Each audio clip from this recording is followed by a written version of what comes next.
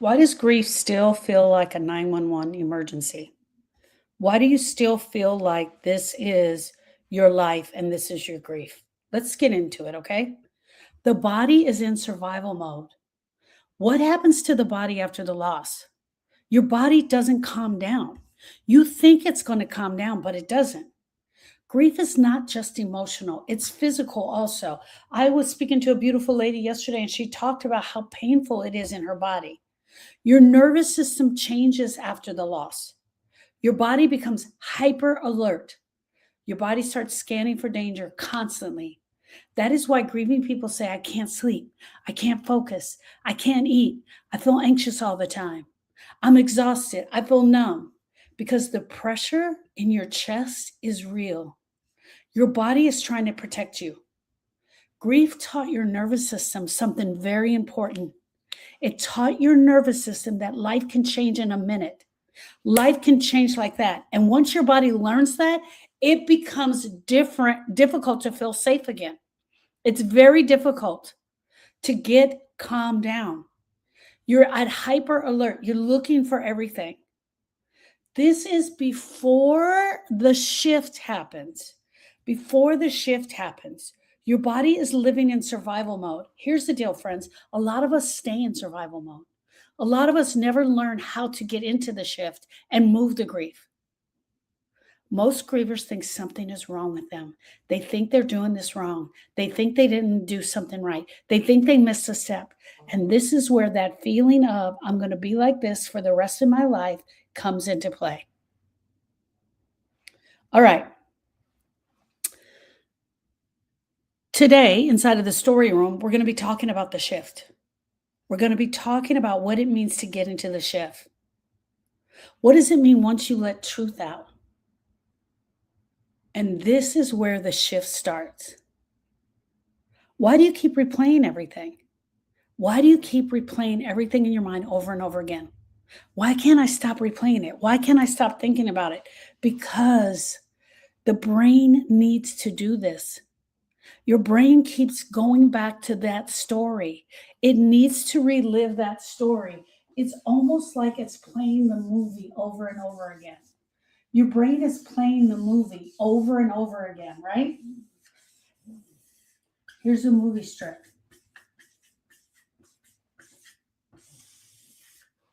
Right? It's replaying those little sections of the movie over and over again. Why? Because it's looking for the part that was missing, the part that was unsaid, the part where you moved, the part where you moved your body, the part where the person said, hey, I can't do this. You and him together, right? It's got a movie strip. The brain is playing that movie strip over and over again because unresolved grief keeps looping. It loops like a movie script over and over again. What was happening in the hospital room? Why did we have that argument? The moment I got the diagnosis, I remember when the doctor came into the room. Oh my gosh, the phone call. Look, I can't draw a phone, but I'll do my best. Oh my gosh, the phone call. Why did I draw that phone? That's an old 1970s phone. Okay, that's going to get clipped out, right? Oh my gosh, here we go. The phone call, the phone rang, the moment that they died. The things you wish you had said, the things you never got a chance to say, the things you wish you had told them. Your brain is playing, and when it goes to each one of these movie scripts, it stays in there for minutes. It stays in each one of these scripts. It may go here into this part of the script and stay here for minutes. And every time it does, it sends an emotion here. Can you imagine doing this 30, 50, 60, 70 times a day? Because that's what happens. The brain keeps revisiting the pain. It revisits the pain, trying to regain control. Because replaying feels safer than fully feeling. Because replaying this film feels safer than fully feeling it again. I want you to hear that. Replaying is often a protection. Your brain is protecting you. And the way that your brain is protecting you is by going through these movie scripts over and over again. Here's me standing at the kitchen sink. Here's me hearing the noise outside. Here's me going to see what the noise is. Here's me getting angry. Here's me seeing him outside. I play that script over and over again. Why? Because I need to. I need to replay that over and over again. This is why grieving people become mentally exhausted. Think about this. Every single one of these throws an emotion down here. Every single time something happens, you see that one part of the script and it plays over and over in your brain, and then it throws an emotion. Not because you're weak, because your mind never stops running. Your mind never stops running the skit, the play, the life. This is why the shift matters. This is why I'm talking about the shift. The shift is not finally being happy. Trust me, friends, to get to finally being happy, for some of us, that may never happen. The body is beginning to understand the emergency is over. And that's the shift. That's the shift. That's when you start to shift. Look, what happens in the shift is this. You're still replaying it over in your brain, right?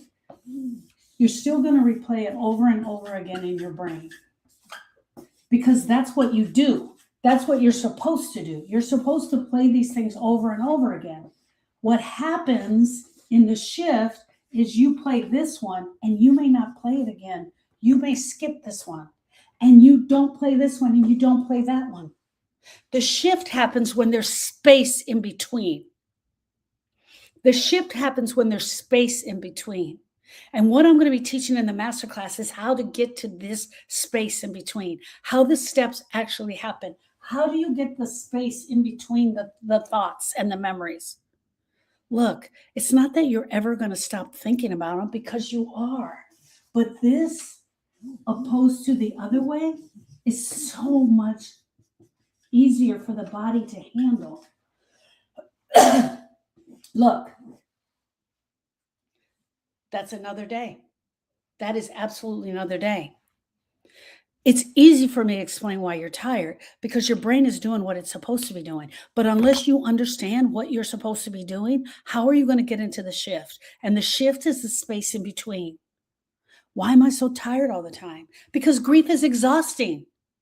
And this exhaustion is real. Because surviving grief burns up the energy constantly, constantly, constantly.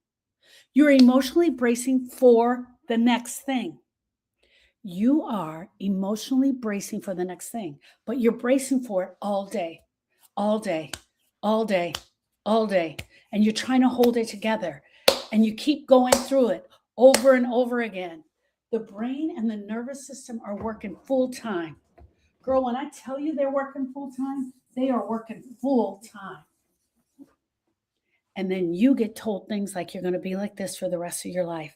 And so you know what you do? You settle into that, because nobody ever came along and said, that's not true. Your grief exhaustion is not laziness. It's overload. Here's what the body is carrying. The body is carrying fear, tired, right? It's fear, it's tired, it's sadness. I wrote these all down. It's loneliness. It's pressure. It's pain. It's broken. It's brokenhearted. It is carrying all of this. And each minute it drops into one of these over and over and over again. So follow me here. Your brain goes into the movie. It replays the scene. When it replays the scene, it drops you down into the heart. When you drop down into the heart, you go into fear. Now you're carrying fear for a long period of time.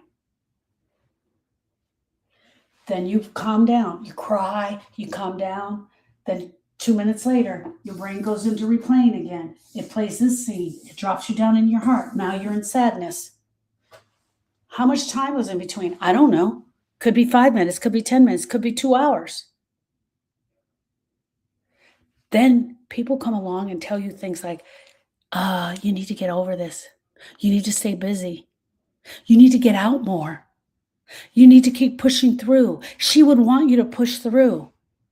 And your body is screaming, I need safety. I need safety. I can't do this. And this is the shift that I'm teaching you about. There are many grievers that walk into the shift naturally. I will see them. They're like, something changed. I don't know what it is. You can literally feel the shifts. Here's the other thing. There are multiple shifts that will happen throughout your grieving experience. But not one of them is going to really happen if you don't truly understand. Understanding how the body is trying to get out of survival mode is what's going to help you get the shift. Because that's where healing starts. The more shifts you can get into, the faster you're going to get into healing. And that's why coming to the story room matters. Why? Because one of the things that gets you to the shift is saying the grief out loud. Listen to me. I don't mean for the next 10 years repeating the story over and over again. There are days when I go and I don't tell the Austin story. I don't even remember the last time I told the Austin story. I just don't need to. When people finally say the hard things out loud, the nervous system stops carrying everything alone. That's why I put up together the story room. I want you to be able to say it with someone else out loud. Have one other living soul hear you. Talk about what's going on in the shift. Talk about what's going on in the grief and get there. Help you get there gently. That's the story room. Saturday's the Masterclass, May 30th. That's where I teach you how to get into the shift faster. The things that you're going to need, the tools you're going to need. Some of the tools you're going to need is just processing, learning how to process. Most of us are in survival mode before we actually start processing. Before the shifts happen, you wake up already emotionally tired. I want to say that again. Before shifts start to happen, you wake up emotionally tired. You replay the loss constantly. You avoid certain memories. You panic when life feels uncertain. You feel emotionally unsafe. You keep waiting for the next bad thing to happen. What if this happens? What if that happens? What if something happens to her? What if something happens to him? Then you start missing them and you miss them even more. But you also feel trapped inside of grief itself. You feel trapped. You enter the alternate universe in this thing that you feel trapped in, that you can't get out of no matter what.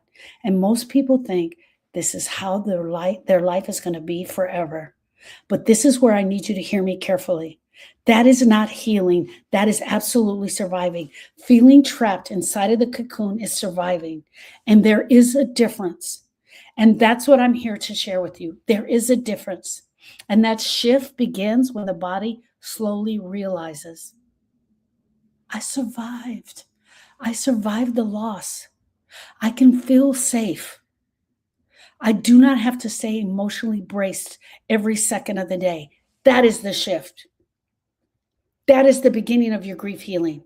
It is not perfect. It's ugly. Look, it is going to be ugly, and you will not be forgetting your person, but you will feel safe.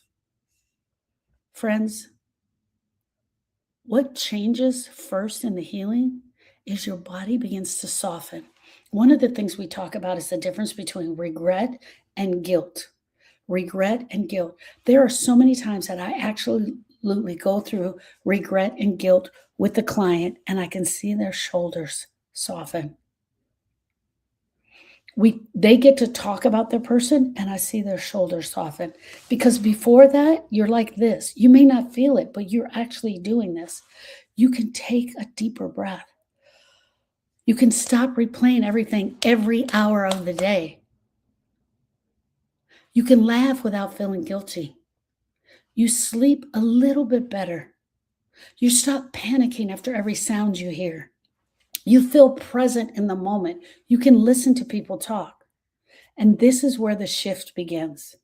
Not because you stop loving them, but because your nervous system stops sounding the alarm. This week all week in YouTube, I'm going to be talking about the shift. Look, I'm done talking about the grief pain. Y'all know how grief pain feels. You're living in it. I need to talk about how we get into the shift. The shift is where you stop crying every time you see me. The shift is where you can actually sit in the grief for a minute. Friend, I want to tell you this. You deserve the shift. You deserve the shift. You deserve movement in your grief. You deserve this relief. And I want to help you find it. I'll see you guys on the next video. Thank you so much. Hey, Kalichi.